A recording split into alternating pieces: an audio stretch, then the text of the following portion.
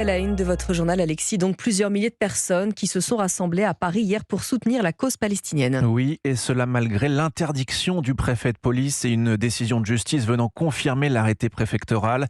Des décisions justifiées par le risque important de troubles à l'ordre public. Mais parmi les manifestants, des élus de la France insoumise étaient tout de même présents au départ de Châtelet.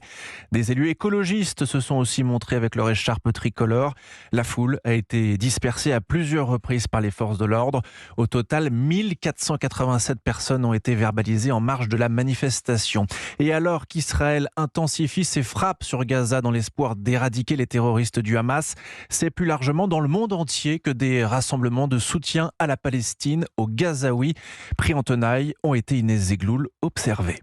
Effectivement, en Europe, d'abord à Zurich, Berne, Barcelone, à Londres pour le troisième week-end consécutif. Un immense cortège s'était lancé sur le pont de Westminster.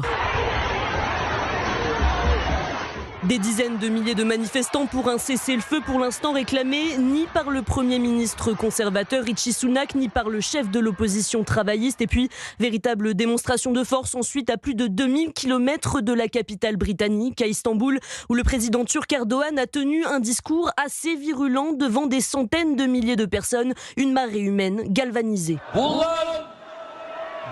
Vous savez de qui il s'agit, n'est-ce pas ?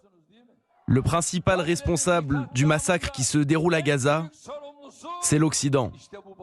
Vous avez pleuré les enfants tués en Ukraine. Pourquoi ce silence face à ceux de Gaza? Charge Erdogan, lui qui accuse l'État hébreu de crimes de guerre dans l'enclave palestinienne. Le dirigeant turc qui avait déjà durci le ton ces derniers jours, on le rappelle, et renoncé à tous ses déplacements en Israël. Inès Zegloul pour Europe 1. Et souvenez-vous, Erdogan n'avait pas voulu qualifier le Hamas d'organisation terroriste après l'attaque du 7 octobre contre Israël.